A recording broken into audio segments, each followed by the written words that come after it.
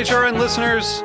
As we celebrate our 15th year, we are deepening our commitment to giving voice to the next generation of food systems storytellers, and we need your help.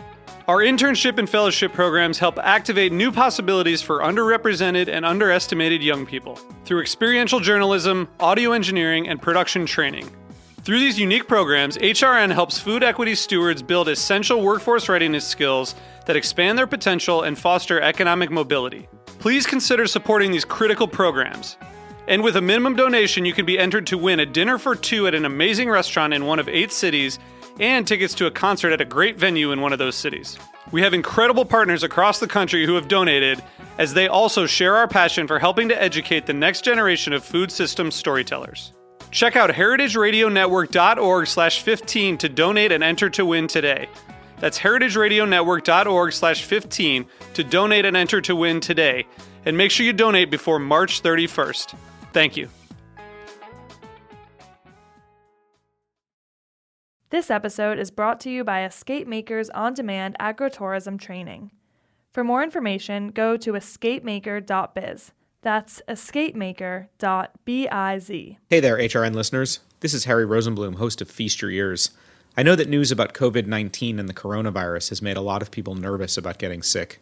This collective unease has already had a big impact on our restaurant and food communities, especially in New York's Chinatowns. We hope that now more than ever, our listeners will join us in supporting restaurants and the hospitality industry at large. Many of the restaurants we love are small, independent businesses. That means that even 1 or 2 bad weeks can put them in jeopardy of cutting staff, limiting hours, or even having to close for good. As long as we're still able, we should go out to eat and support our favorite restaurants. I think it's also great to remember that hospitality professionals are really good at hygiene and food safety practices. Long before there were guides all over the news about how to properly wash your hands, they were already experts at hygiene. Guests' health is tantamount to successful hospitality in any restaurant. And even if you don't want to go out, you can still support restaurants by ordering delivery, buying gift cards, and giving them some extra love on social media. What better way to handle a crisis than by supporting those in our own community? If we don't support them now, they might not be there when this crisis is over. Join HRN in supporting restaurants during this time, especially our friends in Chinatowns around the country. Thanks for listening.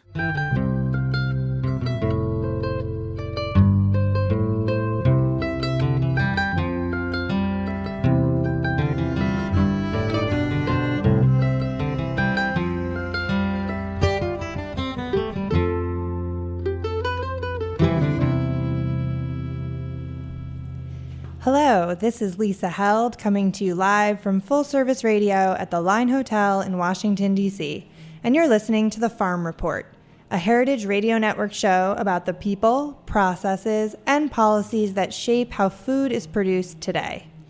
Today, my guest is Emma Jagoz, the founding farmer of Moon Valley Farm, an organic farm that is well known in Baltimore and D.C. and all the surrounding areas for the produce it provides to restaurants and CSA members.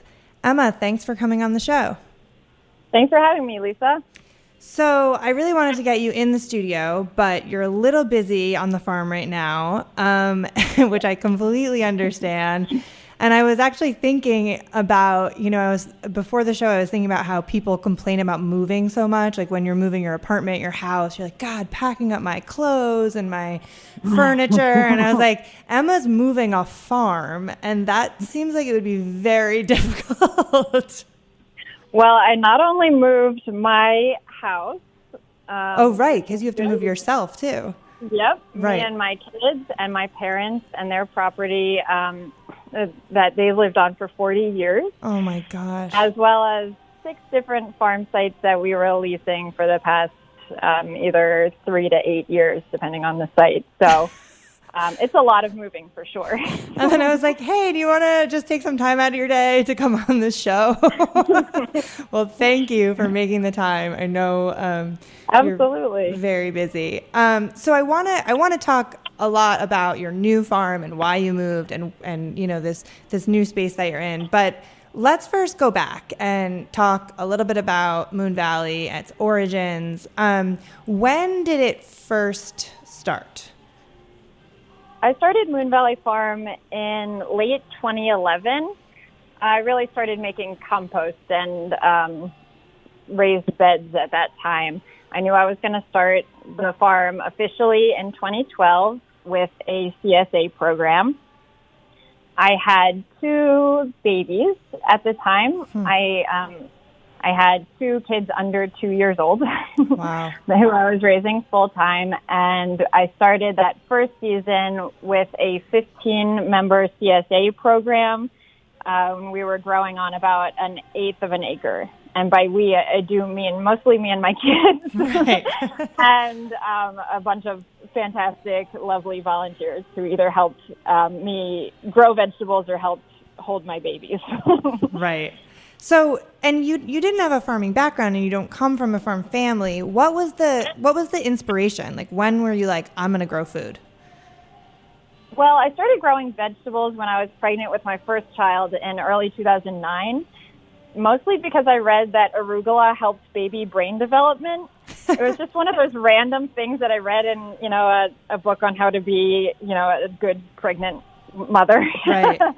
And I started buying a lot of arugula at the store, and of course I wanted it organic and local arugula, and it just felt like it was getting really outrageously expensive, and so I decided to buy arugula seeds, and I started growing it on my apartment balcony.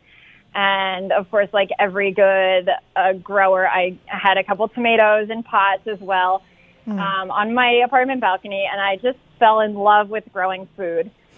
I have also always wanted to own my own business ever since a kid. I'm just the entrepreneurial type who always wanted to work for myself. So as I was raising my kids and growing my vegetable garden, I started growing in-ground in 2010, and my garden was sort of outrageously large in 2011.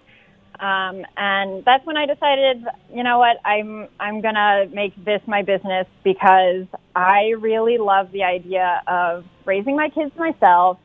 I want to raise them out in an outside environment, and I also wanted to work. And so I wanted to do something I was passionate about, and I just felt like I could do it. Yeah. What about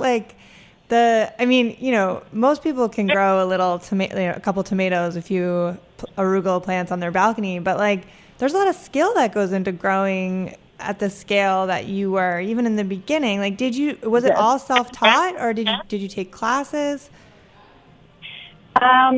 Yes, I think is the appropriate answer. I was self-taught in terms of really leveraging the internet and books. I loved Elliot Coleman's books and just devoured those. And I also found people in my area who were doing it and just called and asked if I could visit their farm. I also took a greenhouse management course at the local community college. I became a master gardener in 2011 so that I could have some degree of a community of people who were interested in talking about gardening. Right. And so, yeah, I'm self-taught, but I really started with a community of knowledgeable folks and leaned on them as well. Right.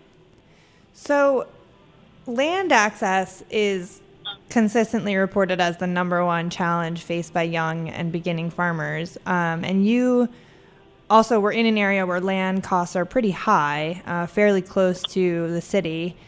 And you came up with a really creative solution to the challenge of purchasing a very expensive piece of land. Talk about how you did that, how you acquired land in a creative way.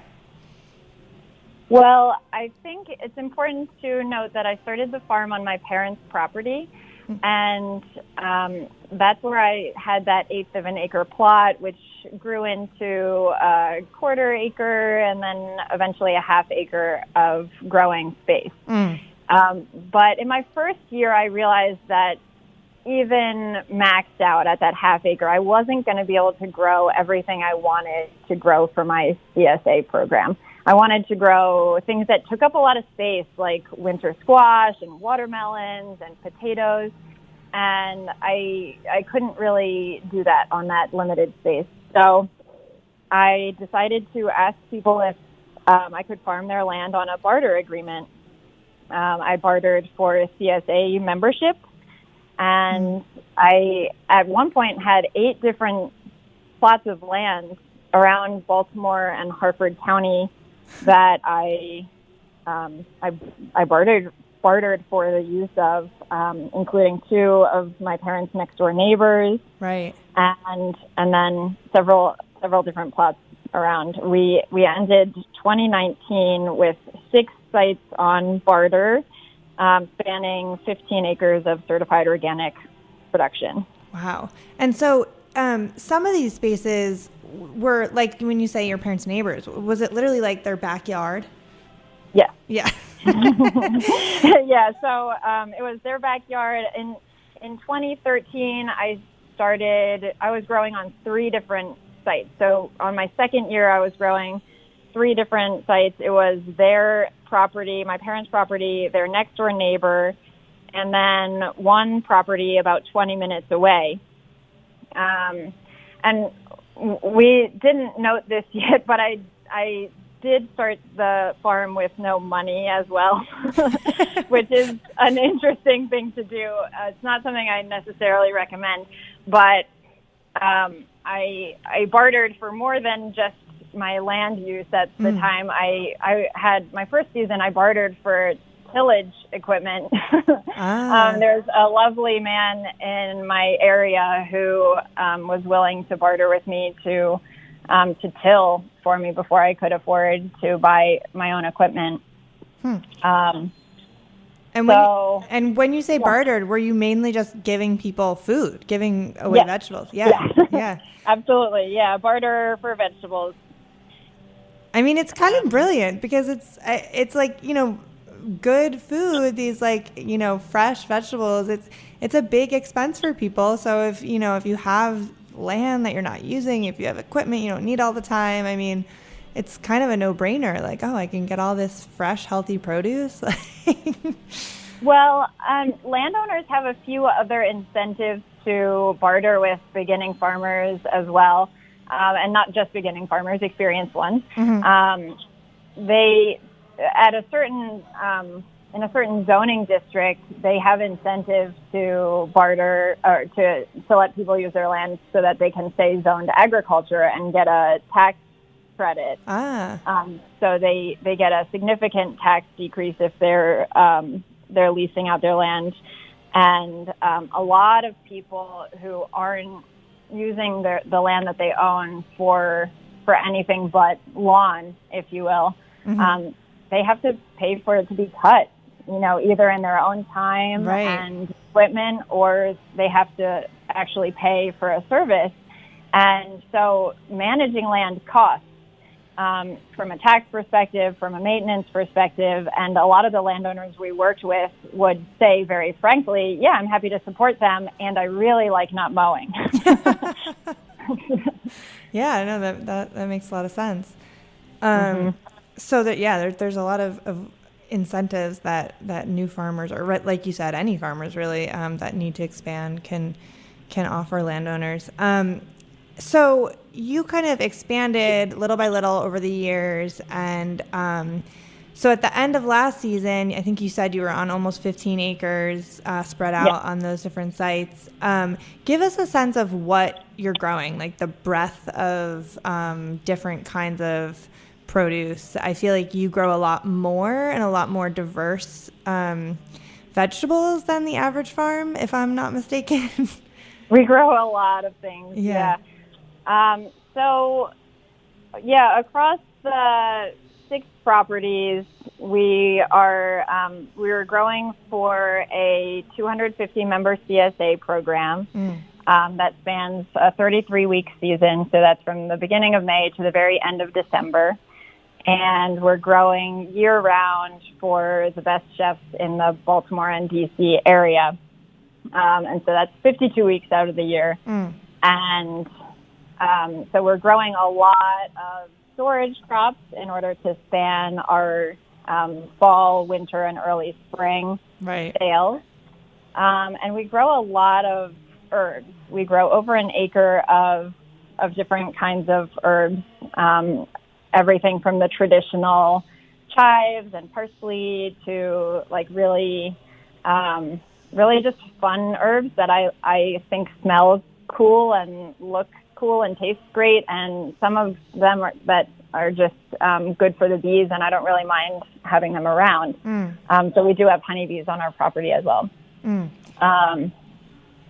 And so we grow a huge diversity of all sorts of different kinds of vegetables and a huge diversity of all sorts of different kinds of herbs to fill CSA boxes every single week and to sell to chefs all the time. Yeah. Don't you grow I feel like I saw a stat at some point that said you grew like a ridiculous number of varieties of peppers. Is that wrong? Oh, yes. I just remember thinking I didn't even know there were that many different kinds of peppers. Oh, there's even more. It's hard. So I really like shopping for different kinds of seeds. Yeah.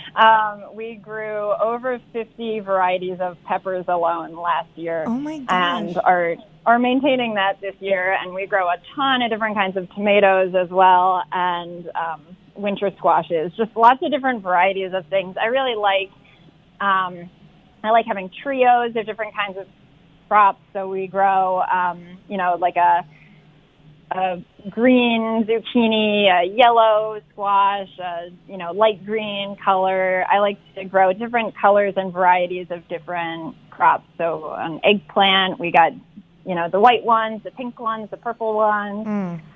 So within each crop, we grow a lot of different varietals. Yeah. Makes for a colorful CSA, and I'm sure chefs love that too. Yeah, it's just fun. I think food should be fun as well as delicious, and I think part of the fun of it is how beautiful it looks, and sometimes that means having a show of colors. Absolutely. Okay, we're going to take a quick break. When we come back, we're going to talk a little bit about why you decided to pack up and move the farm west. Okay.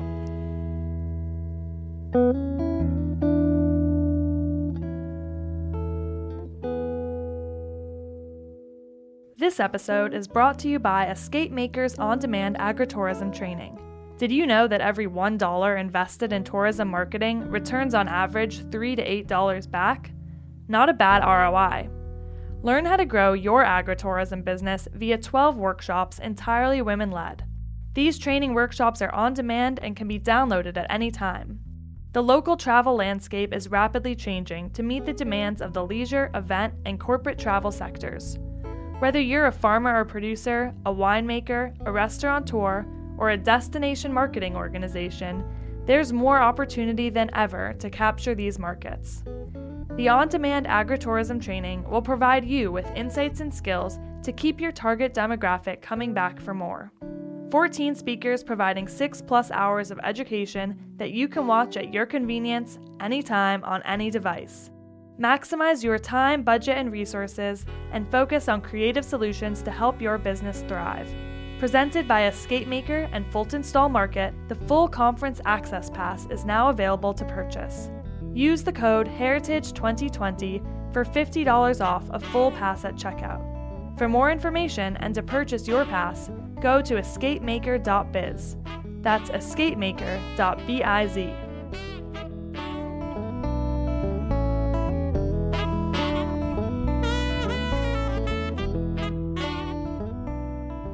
All right, we're back. This is Lisa Held. You're listening to the Farm Report.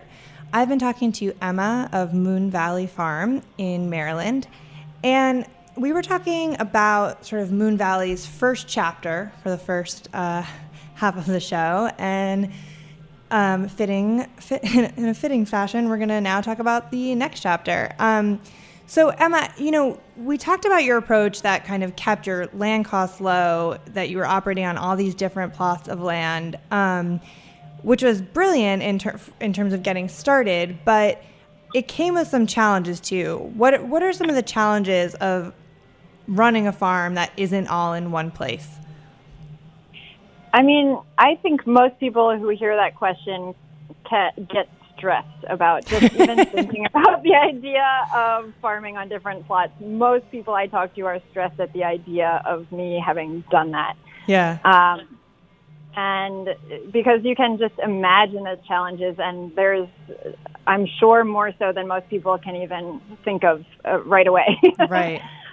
So we weren't able to invest in infrastructure, which was a huge thing. That goes for barns, irrigation,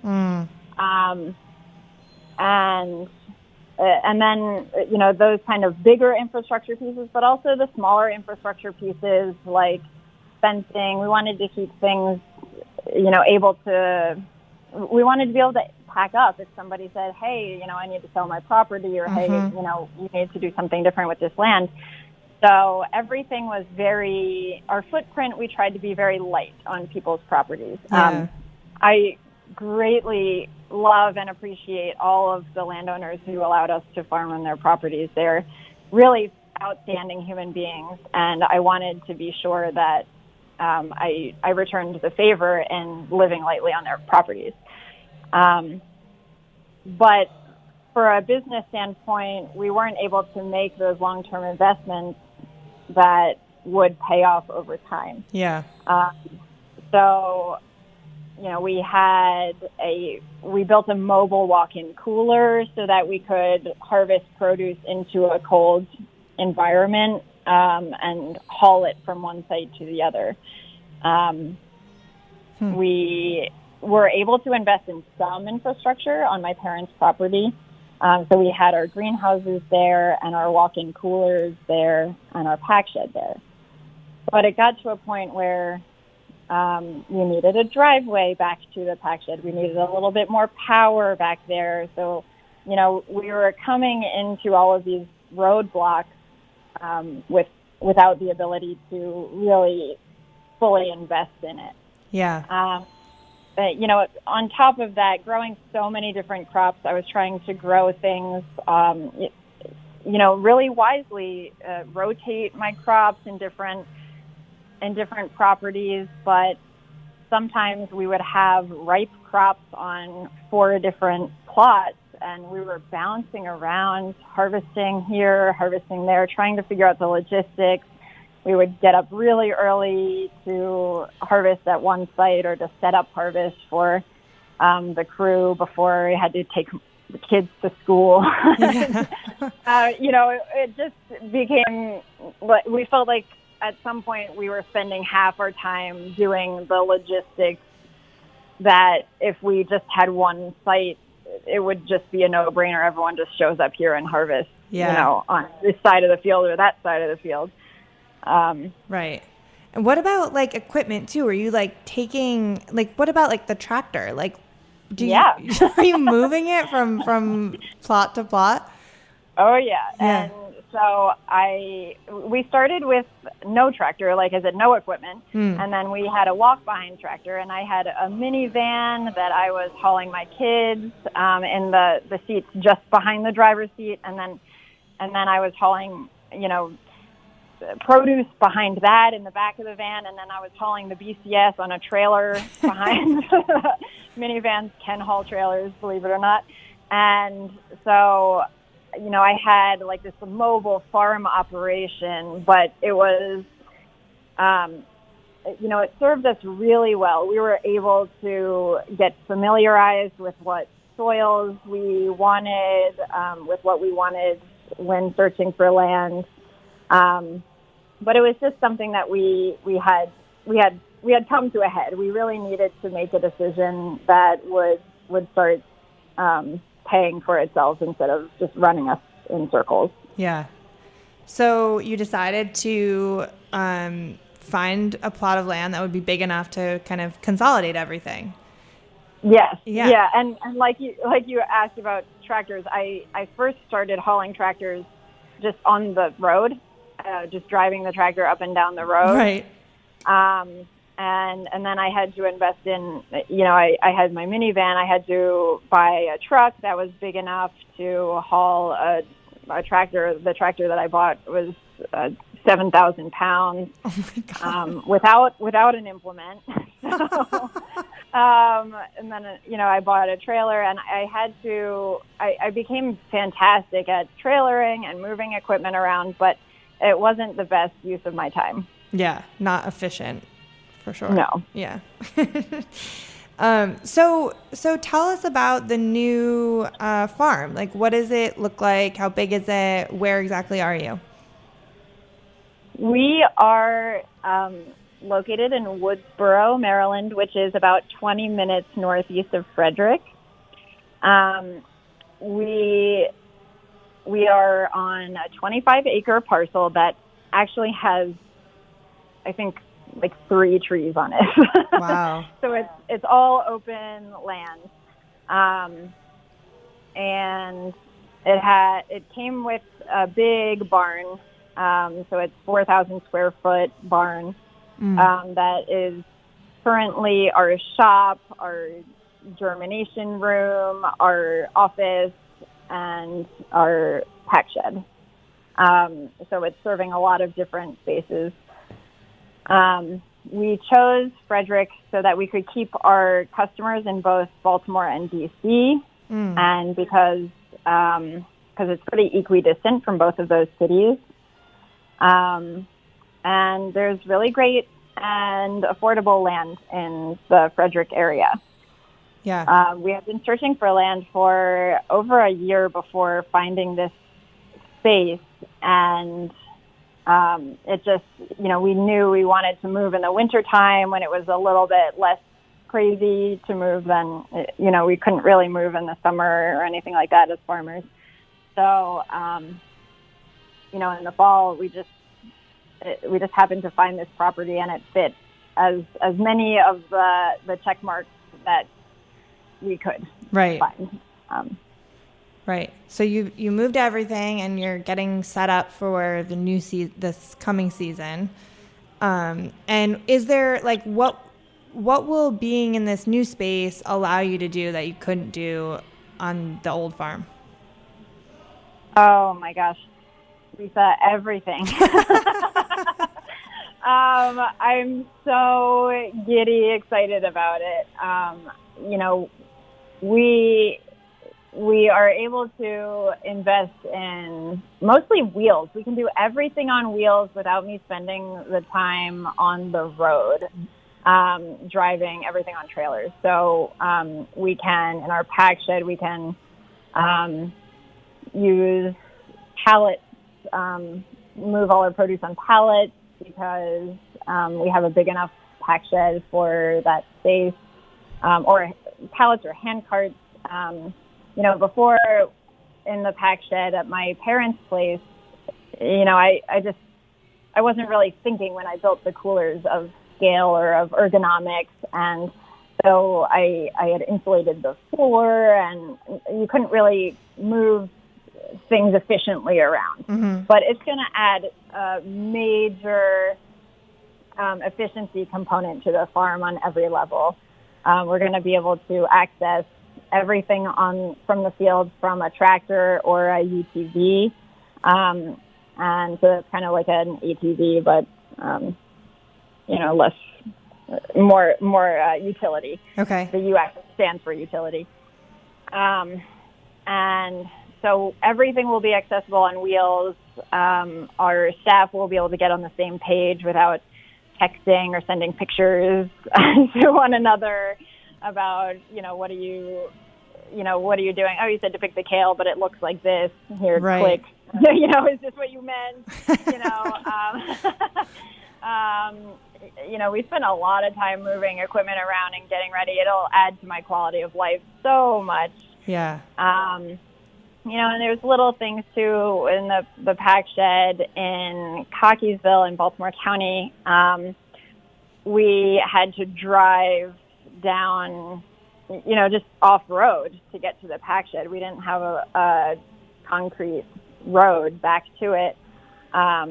And right now we'll be able to drive up. So there's just going to be so much more efficiency on the farm. Right.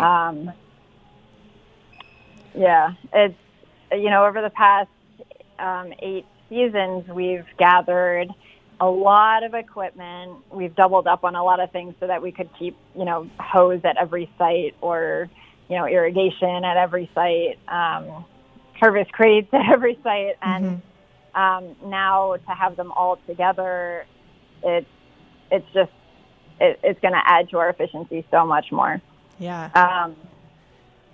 I'm very, very excited. It's really exciting. I'm curious, the way you started was so creative, and we talked about the benefits, which is like you started with very little. You didn't have you didn't have capital or, this land, and you were able to get this farm started because of this approach, but it also had all these challenges. Given what you know now and kind of the journey to where you are now, and now you're going to have this big sort of more efficient operation, do you see the way that you did it as a good path for like other farmers to get started? Like, would you recommend that approach to other young beginning farmers? Oh, absolutely.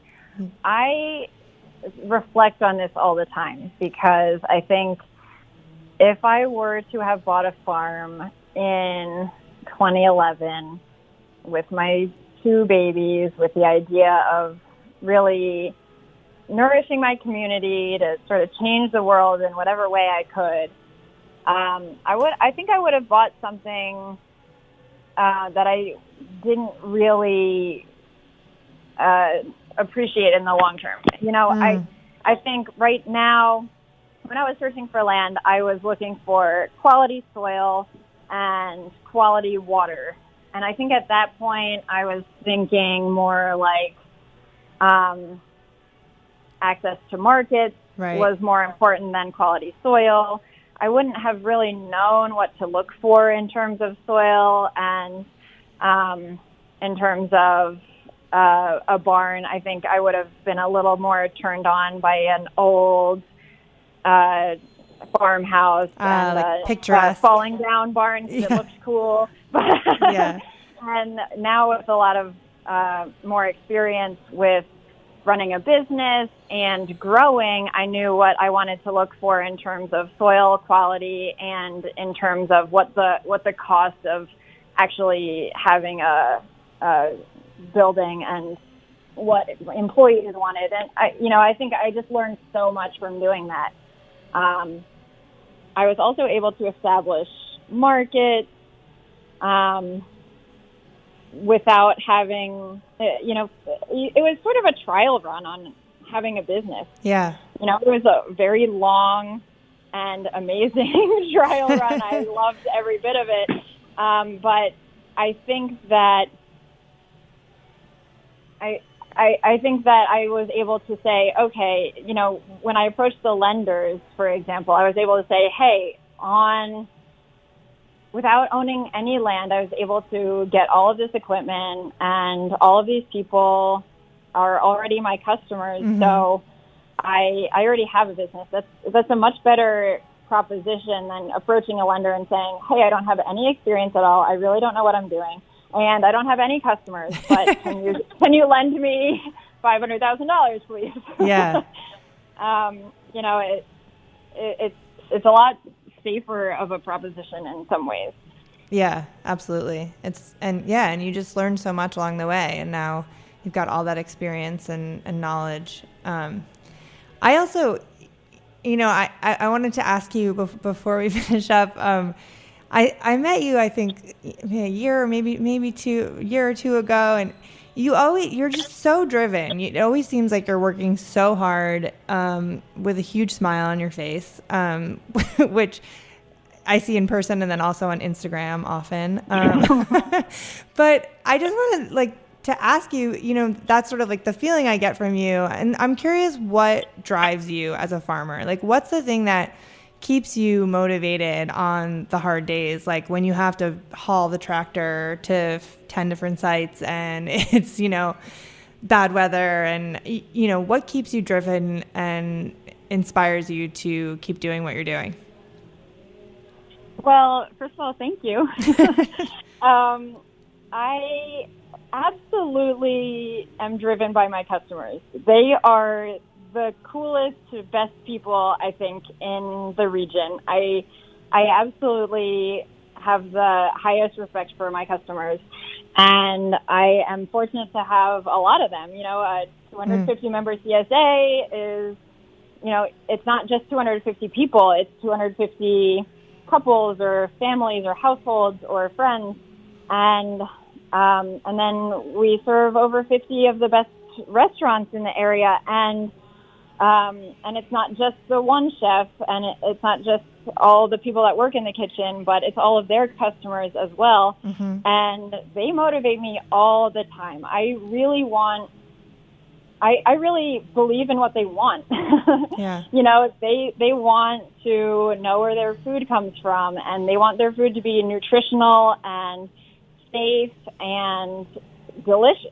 Mm-hmm. They want the best tasting produce, and they know that comes from a local farm because it was just harvested, and they want the flavors of the community, and that's so inspiring to me. I think it's really one thing to eat a ripe tomato that's in season, and everybody wants to do that. But my customers want to eat local year-round. They want to do it even when it's just carrots and kale in the winter. Yeah. And they really keep me going. I get little notes all the time. Like I got a little note in the mail just yesterday from a CSA member who was just, writing to say that it was just a cheers. It was just like, I love what you're doing. Cheers. Oh. And, that kind of thing is so fueling for me. Yeah, absolutely. Well, thank you for coming on the show, and good luck with getting the season going on the new farm. Thank you. If people want to find out more about Moon Valley, where should they go? Our website is www.moonvalleyfarm.net, and you can also find us on Instagram at Moon Valley Farm and on Facebook. Perfect. Emma, thank you so much. Thanks, Lisa. Thank you all so much for listening to the Farm Report on Heritage Radio Network. If you enjoyed the conversation, please subscribe to the podcast, rate it, and share it. I'll see you next week.